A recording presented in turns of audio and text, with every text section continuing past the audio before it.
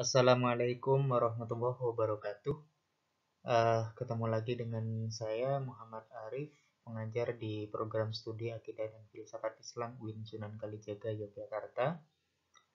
Pada video ini saya akan membahas tentang bagaimana tip dan trik untuk menulis esai yang baik dalam versi saya.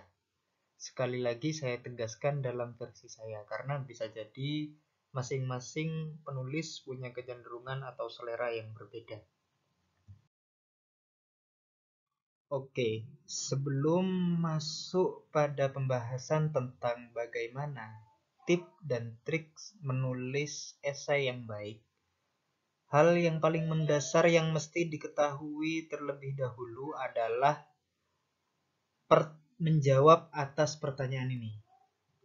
Mengapa kita perlu menulis? Dalam hal ini, mengapa kita perlu menulis esai? Jawaban atas pertanyaan ini tentu sangat beragam. Namun, dalam versi saya, alasan mengapa kemudian kegiatan menulis esai atau menulis secara umum itu adalah penting, itu karena 3 alasan berikut. Alasan yang pertama adalah sebagai bentuk pengabadian nama. Kalau gajah meninggalkan gading agar meski jasadnya sudah hancur, ia tetap abadi. Kalau manusia meninggalkan tuliskan agar meski puing-puing tubuhnya sudah sirna dan menyatu dengan alam, manusia tetap dikenang. Aristoteles, Platon, Al-Ghazali itu sudah wafat sangat lama sekali. Bahkan sudah ribuan tahun yang lalu. Namun, hingga saat ini tulisan-tulisan mereka tetap abadi dan menginspirasi banyak orang. Itu artinya lewat tulisan kita juga bisa mengabadikan pikiran-pikiran dan nama kita walaupun kelak kita sudah kembali ke hadirat ilahi Rabbi. Alasan yang kedua, mengapa kita perlu menulis adalah karena menulis kita bisa mendapatkan uang dengan menulis. Menjadi penulis itu memang tidak lantas menjadi jaminan bisa membuat kita kaya. Tapi sejauh pengalaman saya menulis cukup memberikan nafkah bagi saya pribadi. Saya bisa lulus kuliah ini dari S1 sampai 2 tidak lain karena menulis. Karena berkah uang dari tulisan-tulisan saya. Dengan menulis, saya bisa dapat uang tanpa harus bekerja di tempat kerja yang membuat kuliah saya jadi terbengkalai. Menulis itu selain dapat ilmu yang menunjang kuliah, saya juga dapat uang, plus-plus lah kira-kira. Alasan yang ketiga selain tadi adalah dengan menulis kita bisa jalan-jalan. Berkah dari menulis, saya bisa jalan-jalan gratis kemana-mana. Saya bisa tahu beberapa kota besar di Indonesia bahkan dunia lewat menulis. Saya bisa jalan-jalan ke luar negeri juga berkah dari menulis. Terakhir beberapa bulan sebelum pandemi ini, berkat dari menulis, saya bisa jalan-jalan sampai ke Istanbul, Turki gratisan. Total dari transport sampai selama saya tinggal semingguan lebih di situ. Jadi kira-kira 3 alasan itulah yang selama ini menjadi alasan mengapa setidaknya itu bagi saya ya, mengapa saya harus menulis. Dan ini mungkin bisa jadi menginspirasi bagi semua. Sekarang kita mulai masuk pada pembahasan tentang apa itu esai. Esai ini semacam karya tulis yang berada di wilayah antara. Ia ada di antara karya tulis fiksi dan non-fiksi. Fiksi seperti cerpen, puisi, dan non-fiksi seperti artikel atau karya-karya tulis ilmiah yang lainnya. Sebagai konsekuensi keberadaan esai yang berada di wilayah antara tersebut, maka esai bisa berwajah lebih dekat dengan karya fiksi dengan fleksibilitasnya dan bahasanya yang indah, atau lebih dekat dengan karya non-fiksi yang cenderung menggunakan struktur kebahasaan yang kaku. Kekhasan esai itu terletak kepada pembahasannya yang non-fiksi, tetapi dengan menggunakan bahasa indah seperti fiksi. Begitu kira-kira sejauh yang saya pahami tentang esai. Berikutnya, bagaimana cara menulis esai yang baik itu? Sejauh pemahaman saya, esai yang baik itu bisa ditulis dengan cara memperhatikan setidaknya 4 hal mendasar berikut ini. Yang pertama, esai itu harus memuat gagasan baru. Esai yang bagus itu adalah esai yang memuat gagasan baru. Kalau esai itu tidak membuat gagasan yang baru, maka esai itu tidak menjadi esai yang bagus. Karena ia hanya melakukan pengulangan-pengulangan belaka. Gagasan baru itu tidak hanya menghadirkan sesuatu dari yang tidak ada menjadi ada, melainkan bisa juga dari sesuatu yang sudah ada tapi tidak banyak dilihat oleh orang lain. Dan ini juga termasuk gagasan baru. Yang kedua, esai itu harus disajikan dengan baik. Kalau esai tidak disajikan dengan baik, maka betapapun ide yang diusung esai itu sudah baru, ia akan menjadi sulit untuk dinikmati dan ditangkap. Ketiga, esai itu harus dipublikasikan. Kalau tidak dipublikasikan, maka kita tidak akan pernah tahu apakah tulisan kita itu sudah bagus atau tidak. Karena seringkali kita merasa bahwa tulisan kita itu sudah bagus ketika dibaca sendiri. Tetapi ketika kemudian tulisan kita dilemparkan ke publik, publik akan melakukan tanggapan. Dan disitulah kesempatan kita untuk mengetahui apakah tulisan kita itu sudah baik atau belum. Dan yang terakhir, hal yang harus diperhatikan atau dilakukan untuk memproduksi esai yang baik itu adalah dengan memiliki mental baja. Tanpa mental baja, tulisan kita bisa jadi tidak akan semakin baik. Oke, mari kita pelajari satu persatu lebih detail lagi bagaimana 4 hal ini ya. Pertama, kita akan membahas tentang gagasan baru. Bagaimana memproduksi gagasan baru. Gagasan baru itu bisa ditemukan dengan beberapa langkah. Ini menurut saya, lagi-lagi menurut saya. Yang pertama, dengan cara memperbanyak membaca. Tanpa membaca, mustahil kita dapat menemukan ide-ide baru. Jadi, membaca adalah kunci utamanya. Dengan membaca, kita bisa menemukan ide-ide baru. Muncul dari sesuatu yang sebelumnya belum ada. Ide-ide baru ini sesuatu yang sebelumnya tidak ada menjadi ada.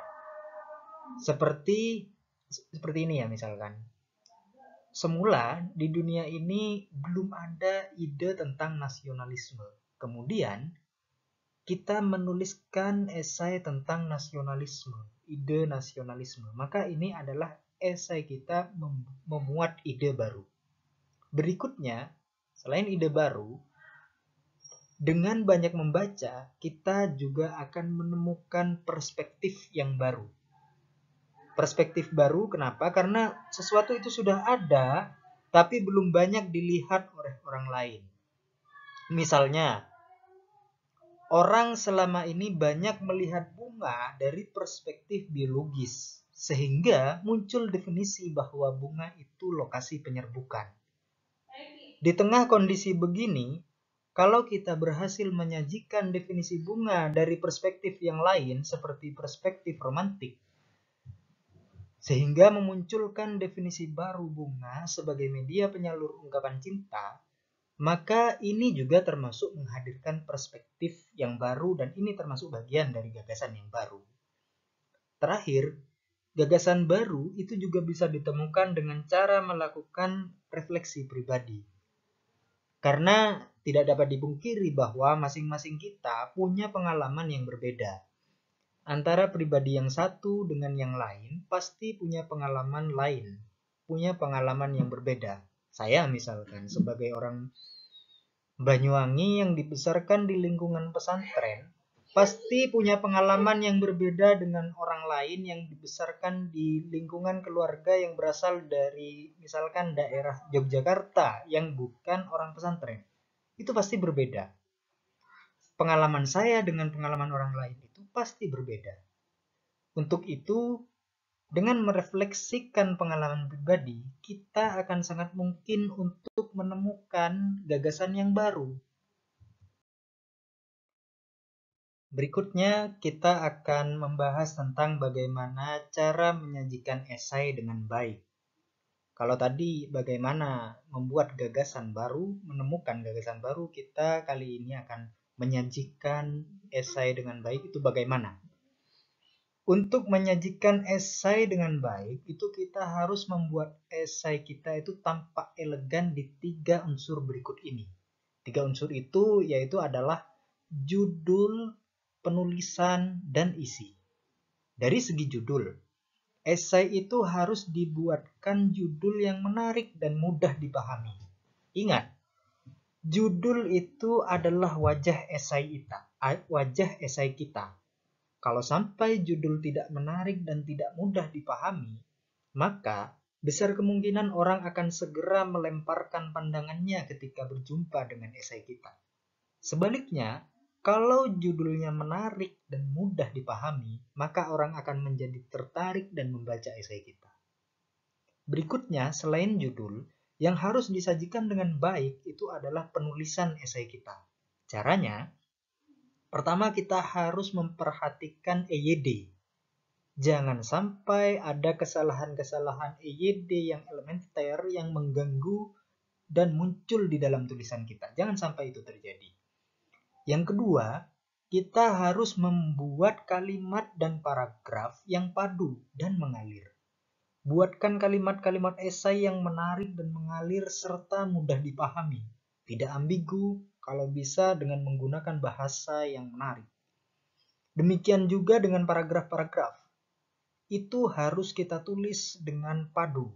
Upayakan buat kalimat pembuka dan penutup yang berupaya mengaitkan dengan paragraf sebelumnya atau setelahnya. Dengan begini, tulisan kita akan tampak mengalir, renyah, nyaman untuk dibaca. Ketiga, kita harus menyajikan esai kita dengan alur dan logika penyajian yang menarik dan tepat. Kalau alur dan logika argumen tulisan kita melompat-lompat dan tidak jelas, orang akan kesulitan menangkap ide-ide kita. Maka, untuk itu kita harus memastikan alur dan logika argumen kita itu dengan baik, mengalir, dan runut, tertata sistematis. Terakhir,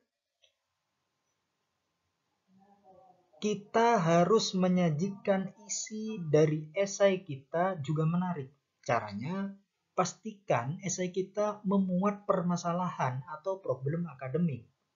Problem itu adalah adanya ketidaksesuaian antara realitas dengan idealitas. Misalnya, durian itu enak dimakan, tapi Rosi tidak merasa enak ketika makan durian. Fenomena Rosi yang tidak enak makan durian ini adalah masalah atau problem karena itu tidak sesuai dengan asas yang pertama tentang durian itu enak. Kalau tidak ada problem akademik, maka buat apa kita menulis esai? Kira-kira seperti itu. Jadi, esai harus memuat problem akademik. Selain memuat problem akademik, esai kita itu juga harus memuat sebuah pembahasan yang spesifik. Semakin spesifik pembahasan esai kita, maka akan semakin menarik. Semakin luas pembahasan kita, maka kita akan semakin kurang menarik esainya nanti.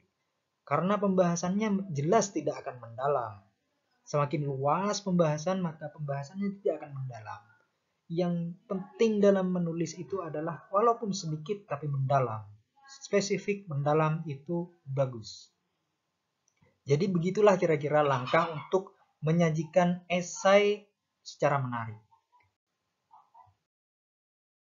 Berikutnya, selain memuat gagasan baru dan disajikan secara menarik, esai itu sebagaimana setelah saya katakan sebelumnya itu harus dipublikasikan agar kita dapat menarik feedback dari publik. Dengan harapan kita dapat menerima masukan dari banyak orang tentang esai kita. Esai itu setidaknya bisa dipublikasikan melalui 3 lokasi seperti ini.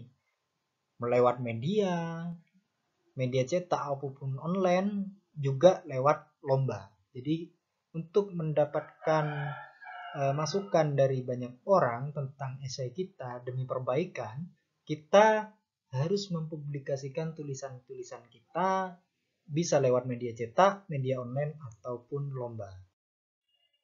Terakhir, untuk dapat menghasilkan esai yang baik adalah dengan tidak mudah menyerah alias punya mental baja.